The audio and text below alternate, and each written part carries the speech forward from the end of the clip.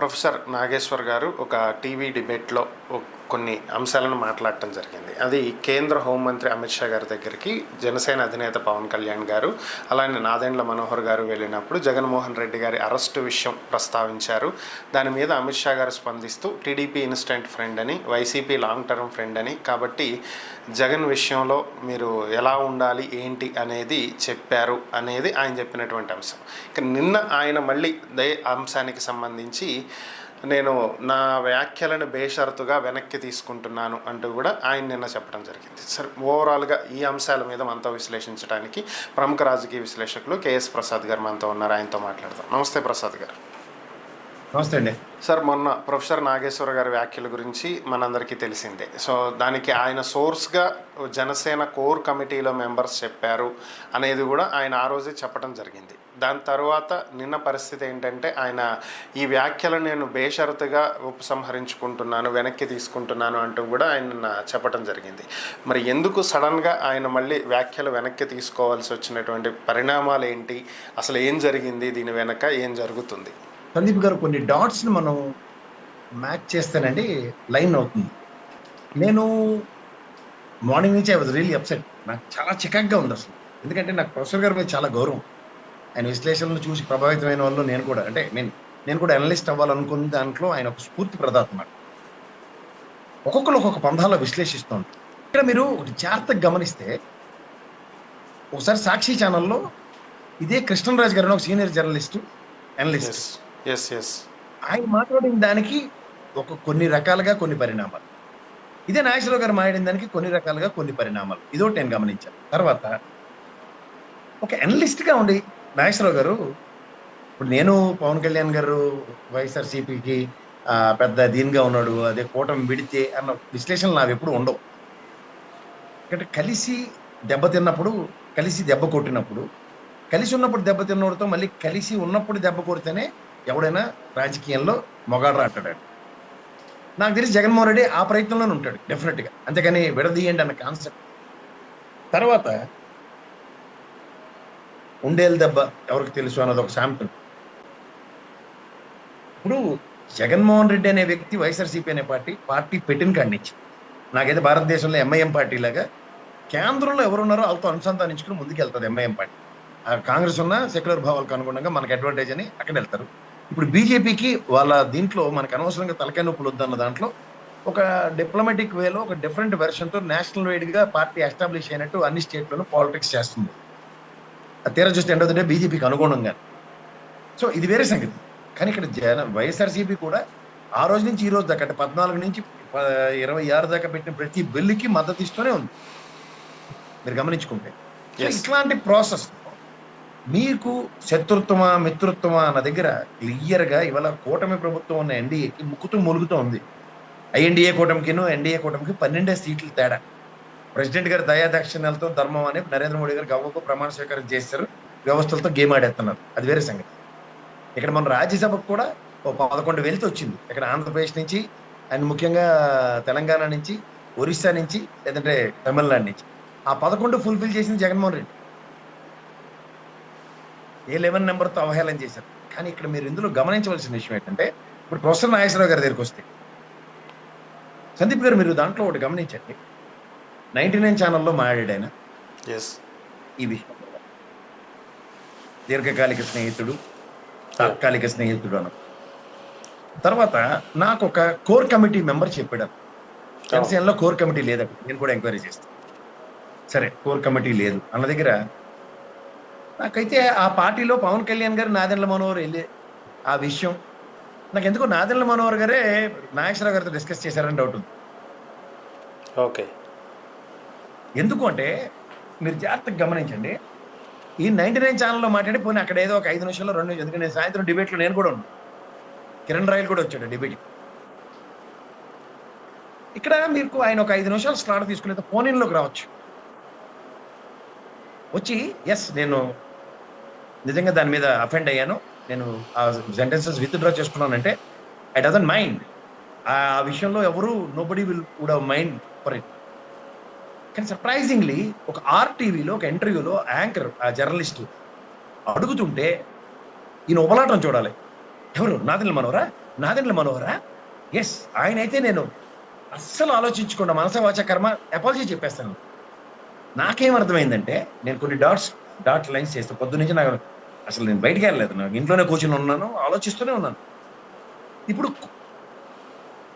Core committee అనేది లేదన్నప్పుడు రేపు పొద్దున్న పోలీసులు అరెస్ట్ చేశారంటే నేను ఇంకోటి కూడా చెప్తాను. ప్రొఫెసర్ గారు అరెస్ట్లకి భయం పడతారంటే భయం పడరు, ఎందుకంటే తిరుపతి రెడ్డి విషయంలో కానీ కాళేశ్వరం విషయంలో కానీ ఆయన ద వే ఈ stood for himself and for the cause అన్నది నాకు తెలుసు, ఆయన ధైర్య సాహసం.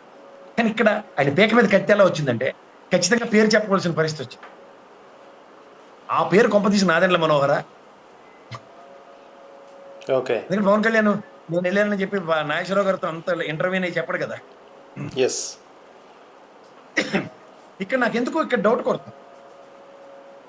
అందుకే ఇమ్మీడియట్ గా ఆయన జనసేనకి పవన్ కళ్యాణ్ గారికి నేను క్షమాపణ చెప్తున్నాను అనుకుంటా, నాదెండ్ల మనోహర్ గారికి క్షమాపణ చెప్పాలి అయితే, because our machine is got failed. మళ్ళీ ఇవాళ వచ్చి 99 ఛానల్లో ఆయన ప్రవచనాలు చాలా బాగా చెప్పాడు. ఇక మీద నుంచి పాలసీ మ్యాటర్స్ మాట్లాడాలి, వ్యక్తిగతాలు మనకు వద్దు, మాకెందుకు ఈ సూక్తి ముక్త అవ్వాలి. ఇప్పుడు నాదెండ్ల మనోహర్ డిమాండ్ ఏంటి? నాగేశ్వర్ ఉపసంహరించుకోవాలి కదా, అంతేగా డిమాండ్. నేను బేషరతుగా ఎలాంటి బేసిజాలకు పోకుండా చర్చబిషలు లేకుండా నా వ్యాఖ్యలు ఉపసంహరించుకుంటున్నాను. అయిపోయిందిగా చర్చ. అడుస్తూ తొక్కనేలా, కాలు కడగనేలా, ఎత్తింది ఎవరు దీర్ఘం? నువ్వు పాడుతున్న రాగమేటి శారదా అని అడగవలసిన పరిస్థితి క్రియేట్ చేశారు. మమ్మల్ని అందరినీ జేవి స్వామియాజుల్లాగా మమ్మల్ని అందరికీ తంబూర ఇచ్చి కూర్చోబెట్టి మీరు ఎత్తుకున్న రాగమేటి ప్రొఫెసర్ గారు అని అడిగే పరిస్థితి క్రియేట్ చేశారు. అవునంటారా కాదంటారా? Yes, exactly. ఇప్పుడు సింపుల్ అండి, నేను ఒకటే విషయం చెప్తాను. ఇదే పవన్ కళ్యాణ్ గారు గతంలో 30,000 మంది ఆడపిల్లలు మాయమైపోయారు, అన్యాయం అయిపోయింది, ఇది అన్ని చెప్పారు. ఏం చెప్పాడు? చాలా స్మార్ట్. ఈయనకన్నా ఆయనే తెలియదు పవన్ కళ్యాణ్. నాకు సెంట్రల్ ఇంటెలిజెన్స్ నుంచి ఇన్ఫర్మేషన్ వచ్చింది. ఎవడని అడిగావు మనం? ఇప్పుడు నేను చెప్పింది ఎవరిని అడిగావా? తూచి పోనీ ఇది కన్నా చంద్రబాబు గారి దౌత్యం గురించి నేను కాదు, కన్నా లక్ష్మీనారాయణ గారు ఆయన బీజేపీ అధ్యక్షుడిగా ఉండి ఇప్పుడు ఎమ్మెల్యే తెలుగుదేశానికి. ఆయన ఏం చెప్పాడంటే పబ్లిక్ గా చెప్పాడు, చంద్రబాబు నాయుడు వెళ్ళి జగన్మోహన్ రెడ్డి అరెస్ట్ చేయడానికి అడుగుతున్నాడని. బీజేపీ అధ్యక్షుడి కెపాసిటీ. నెక్స్ట్ వీళ్ళ బైబిల్ ఖురాన్ భగవద్గీత కింద భావించే పచ్చలోడు ఛానల్లో కూడా రాసేశారు 2018 వార్త, జగన్మోహన్ రెడ్డి అరెస్ట్ కావాలని. అదంతా అయితే 7 శ్వేతపత్రాలు ఈ ప్రభుత్వం రాగానే రిలీజ్ చేసింది. ఏమని? అన్ని డిపార్ట్మెంట్లు ఇంత ఫ్రాడ్లు జరిగిపోయాయి. మరి వాటి మీద ఫ్రాడ్లు జరిగితే అరెస్ట్ చేయాలని అడగాల అక్కర్లేదు. అంటే అరెస్ట్ చేయలేదంటే కేవలం ఎలక్షన్స్ 1000 అబద్ధాలు ఆడి పెళ్లి చేసినట్టు ఎలక్షన్ కోసం అన్ని మాటలు మాట్లాడేసి ఇవాళ మేము ఒకటే మనం పరంపరం కథ ఏమని చెప్తున్నారు మాకు. ఈ దరిద్రంతో మధ్యలో నాగేశ్వరరావు గారిని పెట్టి కోర్టు ఆపరేషన్. ఓకే, ఎందుకు అంతుపట్టదు? చెప్పండి సార్, చెప్పండి, మీకు కంటిన్యూ చేయండి. ఇది నాకు ఎందుకో అంతుపట్టట్లేదు. ఎందుకంటే ఏ డాట్స్ లో చూసినా సరే నాదెండ్ల మనోహర్ గారికి తలుపు తీసి బయటకు పంపించారు, మీరు వెళ్ళిపోండి అని. ఎంత ధైర్య సాహసాలు కలిగిన మా ప్రొఫెసర్ గారు కూడా డోర్ తీసి నాదెండ్ల మనోహర్ గారిని ఎందుకు పంపించారు? దానికి తగ్గట్టు ఇమీడియట్ రియాక్టివ్ మోడ్ లో నేను కృష్ణరాజు గారితో ఎందుకు కంపేర్ చేశానంటే, జనసేన ఆఫీస్ నుంచి హెన్స్ఫోర్త్ ప్రొఫెసర్ గారి విశ్లేషణలు చాలా ప్రభావితం చేస్తాయి. ప్రొఫెసర్ నాగేశ్వరరావు గారు చాలా గొప్పవారు. ప్రొఫెసర్ నాగేశ్వరరావు అని మనకి ఇహం వార్తాహ అని 640 సూక్తి ముక్తాలు వచ్చింది. ఇదే కృష్ణరాజు గారి విషయంలో ఎవరి దగ్గర నుంచి సూక్తి ముక్తాలు ఎందుకు రాలేదు? ఆయన మళ్ళీ అదే ఛానల్లో పాపం ఇండివిజువల్ వీడియో రిలీజ్ చేశాడు, దండం పెట్టి చెప్పాడు, క్షమాపణ చెప్పాడు, స్క్రోలింగ్ కంటిన్యూస్ గా నడిచింది. ఇదేంటి గ్యాంబ్లింగ్? అర్థమైంది సందీప్ గారు? అర్థమైంది. ఇప్పుడు అడగండి మీరు. అయితే మరొక పాషా గారు మీకు బాగా పరిచయం ఉన్నటువంటి వ్యక్తే, ఆయన ఒక వీడియో చేశారు. నాకు కూడా ప్రొఫెసర్ నాగేశ్వర్ గారు చేసినటువంటి వ్యాఖ్యలు విన్నాను. ఇవన్నీ వైసీపీ పార్టీ కేంద్రంగా నడుస్తున్నాయని వైసీపీ కోర్ కమిటీలో ఒక సభ్యుడు నాకు చెప్పారు. సో ఆ సభ్యుడు ఎవరనేది నేను పేరు బయట పెడతాను, మీకు చెప్పిన సభ్యుడు ఎవరో మీరు పేరు బయట పెట్టినప్పుడే ఈ పేరు కూడా నేను బయట పెడతాను అని చెప్పి ఆయన ఒక వీడియో చేయటం జరిగింది. దీని మీద మీ అభిప్రాయం ఏంటి? ఎవరు సార్ ఇండివిజువల్ కెపాసిటీలో ప్రతి ఒక్కరు ఎవరి లెవెల్లో వీడియోలు చేస్తారు. కానీ ఇప్పుడు మనకి హ్యూజ్ డిబేటబుల్ టాపిక్ ఏంటంటే, నేను నాగేశ్వరరావు గారికి చిన్న ఎడ్జిస్తూ 4-5 వీడియోలు నేను చేశాను. అది కాదు కదా టాపిక్. మనం ఈ క్రెడెన్షియల్స్ ని గట్టిగా ప్రజలకు అర్థమయ్యేలా చెప్పాలి. ఈ డాట్స్ ఇప్పుడు జనసైనికులు నిజంగా నెక్కచ్చిగా చాలా తిట్లు తిన్నారు పాపం. ఎందుకు వాళ్ళు ఎంత బాధపడవలసిన అవసరం ఎందుకు వచ్చింది? అసలు ఇది is it an happening subject. కొన్ని నిన్న మొన్న నాదెండ్ల మనోహర్ గారు పవన్ కళ్యాణ్ గారు ఢిల్లీ లేరంటే మంచిగా మనం డిస్కస్ చేయడానికి బాగుంటుంది. అలా తపేలా ఛానల్ చూడండి, ఇటు ఊహించి రాసేస్తారు కదా తెల్లారి కల్లా. అలాంటి వార్త మా నాగేశ్వరరావు గారు కూడా అల్లేరనడానికి మేము ఆలోచించాం. కానీ అసలు out of the box disproportionate గా ఢిల్లీతో సంబంధం లేని ఒక ఇష్యూని ఇవాళ as if it is happen today అన్నట్టుగా ఆయన ఎలా చెప్పగలరు? సార్ అయితే ఇక్కడ ఇంకొక అంశం సార్, చాలామంది ఒక పాయింట్ ఆఫ్ వ్యూలో విశ్లేషణ చేస్తూ ఉన్నారు. ఏంటి, టీడీపీని ఇప్పటికి కూడా బీజేపీ నమ్మట్లేదు. ప్రొఫెసర్ గారి వ్యాఖ్యల్లో అంతరార్థం ఇదే. టీడీపీ గతంలో బీజేపీతో వ్యవహరించినటువంటి తీరే దీనికి కారణం అనేది ఒక పాయింట్ ఆఫ్ వ్యూ వెళ్తుంది. కానీ ఇంకొక పాయింట్ ఆఫ్ వ్యూలో చూసుకుంటే ఎన్నికలకు ముందు కానీ ఎన్నికల తర్వాత కానీ చాలా సందర్భాల్లో ఒక సెక్షన్ ఆఫ్ మీడియా మాట్లాడింది ఏంటి, జగన్మోహన్ రెడ్డి గారు కేసుల కోసం సెంట్రల్లో సరెండర్ అయిపోయారు, ఇండైరెక్ట్గా పొత్తు పెట్టుకున్నారు. షర్మిల గారు కూడా అన్నారు అక్రమ పొత్తు నడుస్తుంది బీజేపీకి వైసీపీకి మధ్య. సో ఇండైరెక్ట్గా ఇప్పుడు అమిత్ షా గారు జగన్ అరెస్టు చేయొద్దన్నారు అనేది ప్రొఫెసర్ గారు చెప్పింది. వైసీపీకి బీజేపీకి మధ్యలో పొత్తుంది, రిలేషన్ ఉంది, కేసులు ఉన్నాయి, దాన్ని బెదిరించి బీజేపీ హోల్డ్లో పెట్టుకుంటుంది. జగన్ గారు అక్కడ సరెండర్ అయ్యారు, అందుకే అరెస్టులు జరగట్లేదు, అందుకే కేసులు విచారణకు రావట్లేదు. 11 సిబిఐ కేసులు, 9 ఈడీ కేసులు. ఈ ప్రభుత్వం వచ్చిన తర్వాత చెప్తున్నటువంటి కల్తీ లడ్డు కావచ్చు, లేదంటే లిక్కర్ కావచ్చు, ఇంకా వగైరా వగైరా చెప్తూనే వచ్చారు కదా, దాంట్లో ఉంది దీంట్లో ఉంది అన్నీ ఉన్నాయి. ఫైనల్గా ఎండ్ యూజర్ జగనే అని చెప్పి. సో ఇవన్నీ కూడా ఎందుకు ఒక కొలిక్కి రావట్లేదు, ఒక పాయింట్కి ఎవరు అంతిమ లబ్ధిదారు అనేది తెలియట్లేదంటే కారణం బీజేపీ అడ్డుపడుతుంది. వీటికి ఊతం చేకూర్చట్లేదా? ఇది వైసీపీకి నష్టం కలిగించే అంశం కాదా? స్కిల్ డెవలప్మెంట్ కేసులో లోకేష్ గారు, పురంధేశ్వరమ్మ గారు, తర్వాత పవన్ కళ్యాణ్ గారి దౌత్యం, తెలుగుదేశం కూడా కేసులు ఈ భయమే కదా. పైపచ్చి పార్టీ వైఎస్ఆర్సీపీ 2014లో పార్టీ పెట్టిన కాడి నుంచి మా ఎంఐఎం పార్టీ లాగా ఈ రోజు దాకా పార్లమెంట్లోని రాజ్యసభలో ఏ బిల్లు అయినా సరే వాళ్ళు సపోర్ట్ చేయకుండా ఎక్కడైనా ఉన్నారా? వైసీపీ స్ట్రైట్ అవే సపోర్టింగ్. అంత జరుగుతుందని తెలిసి ఈ లెక్క చెంకెక్కింది ఎవరో తెలుగుదేశం. అసలు ఆ బీజేపీ అన్నది ఆంధ్రప్రదేశ్లో దమ్మిడికి పనికిరాని పార్టీ. వాళ్ళ వల్ల వాడికే ఉపయోగం ఉండదు. దాంట్లో ఓడకైనా వాళ్ళ ఒరిజినల్ ఓటు బ్యాంక్ 0.83, కనీసం 1% కూడా ఓటు బ్యాంక్ లేని వాళ్ళు ఈ తెలుగుదేశం శంఖ ఎత్తుకోగానే వాళ్ళకి ఒక దిక్కు దివానా, అనాథ ప్రాంతాల్లో ఉన్న వాళ్ళకి ఒక జీవం వస్తుంది. సో అంతకు మించి ఏమీ లేదు. ఇక్కడ జరుగుతున్న పరిణామాలు మీరు గమనిస్తే గోద్రా అల్లర్ల గారి నుంచి చంద్రబాబు నాయుడు గారు అమిత్ షాకి, నరేంద్ర మోడీకి ఎలాంటి సినిమా చూపించారో అందరికీ హారర్ సినిమా చూపించాడు ఆయన. వాళ్ళు అప్పటి నుంచి నాగుపాము పగ లేదా తాజుపాము పగలా పగబట్టే ఉన్నారు. అందుకే మీరు చూడండి, పక్కని పోలవరం అనగానే ఏటీఎంలో వాడేసాడు చంద్రబాబు నాయుడు. అన్ని అవహేళన చేసి మళ్ళీ ఇష్టమే. ఈసారి దిక్కులేదు వాళ్ళకి. ఇలా చంద్రబాబు నాయుడు గారు, అలాగే నితీష్ కుమార్, ఇలా అందరూ తలో చెయ్యి కాలు అయిపోతే వీళ్ళకి అసలు పుష్టీకరించి వాడే ఉన్నాడు దేశంలో. అంచేది ఏం చేశారు, ఎంతకైనా దిగజారిపోయి రాజకీయం చేస్తుంది అంటే బీజేపీ. దాంట్లో మధ్యలో తెలుగుదేశం లాగడం ఇవన్నీ నాన్ సెన్స్. వాడికి దిక్కులను పట్టుకొచ్చి వాడికి అనాథలో ఉన్నవాడికి చంద్రబాబు నాయుడు గారు వాడికి ఒక హోదా కల్పించారు. అంచేత దీంట్లో స్వప్రయోజనాలు అందరివి ఉన్నాయండి. ఇప్పుడు అంత ఎన్ని కబుర్లు చెప్తున్నారు. కాంగ్రెస్ చేసిన ఒక కోతి పని సిబిఐ కేసులు, ఈడీ కేసులు జగన్మోహన్ రెడ్డి మీద. అదంతా పేడా పియ్య ఎత్తుకుని పొరపాటున కనుక అదే దరిద్రాన్ని బీజేపీ ఎత్తుకుందంటే అడుక్కు తిని పోతారు ఈ దెబ్బకి.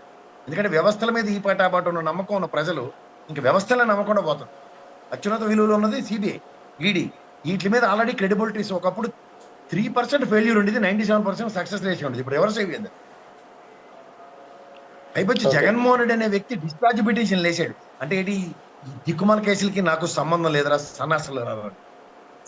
సంబంధం ఉందని ప్రూవ్ చేయవలసిన వాడు జడిసి వస్తున్నాడు. పొన్నవాళ్ళు గారు తెలుసు కదా మీకు. ఉన్న వాళ్ళందరినీ తీసుకొచ్చి లోపల గొంత కట్టాడు. అక్కడ జగన్మోహన్ రెడ్డి ఒక్కడిని అమాయకం చేసి జైల్లో పెట్టిన దగ్గర అందరినీ తీసుకొచ్చి గొంత కడితే అప్పుడు కకావికలం అయిపోయి బ్యూరోక్రాట్స్ ఏంటి, మినిస్టర్లు ఏంటి, అందరూ చల్లా చెదిరి అయిపోయి అమ్మో అమ్మో అమ్మో అని భయపడి చచ్చిన వాళ్ళు. చేత మీరు ఎవరిని ఏమీ ఇందులో ఎక్స్ట్రీమ్గా ఏం చూడక్కర్లే, లైట్గా కూడా చూడక్కర్లే. ఇక్కడ జరుగుతుంది ఏంటంటే ఆ పేడ తట్టని పీ తట్టని ఎత్తుకోవడానికి సిద్ధంగా లేని బీజేపీని చూసి స్మార్ట్ మూవ్స్ అనే నాటకాలు ఆడుతున్నారు. కెలుక్కుంటే మూతి పగిలిపోద్ది బీజేపీ వాళ్ళకి. జగన్మోహన్ రెడ్డి కేసు ఏటి లేని దగ్గర కనీసం అధికారంలో లేని జగన్మోహన్ రెడ్డి మీద ఆపాదించి పెట్టారు. తర్వాత ఏమవుద్ది, మలయాళం సినిమాకి వాళ్ళ ప్రాంప్టర్ని పెట్టుకుని ట్రాన్స్లేషన్ డైలాగులు వినవలసి వస్తుంది. ఓకే సార్, అయితే ఫైనల్గా జనసేనలో కోర్ కమిటీ లేదు కాబట్టి అక్కడ ఈ చర్చలో ఉన్నటువంటి వ్యక్తులు ముగ్గురు. ఒకరు పవన్ కళ్యాణ్, 2 నాదెండ్ల మనోహర్ గారు, 3 అమిత్ షా గారు. సో చెప్పుంటే వీళ్ళ ముగ్గురులో ఎవరో ఒకళ్ళు ప్రొఫెసర్ గారికి చెప్పుండాలి. పవన్ కళ్యాణ్ గారు చెప్పే అవకాశం లేదు సార్. అమిత్ షా చచ్చినా చెప్పడు. ఎస్, ఇందులో అమిత్ షా చచ్చినా చెప్పడు, పవన్ కళ్యాణ్ చచ్చినా చెప్పడు. ఈ మధ్యలో దారినిపోయిన దరిద్రాన్ని తగిలించింది ఎవడు? Nageswararao.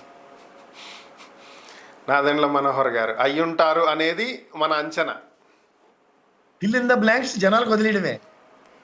Okay okay, thank you Prasad. Nadendla Manohar అడిగాడా టక్ టక్ టక్ టక్ క్షమాపణలు చెప్పేస్తాడా, విత్డ్రా చేసేసుకుంటాడా? థ్యాంక్ యూ సార్, ఈ అంశాల మీద మీ విశ్లేషణ అందించినందుకు ధన్యవాదాలు.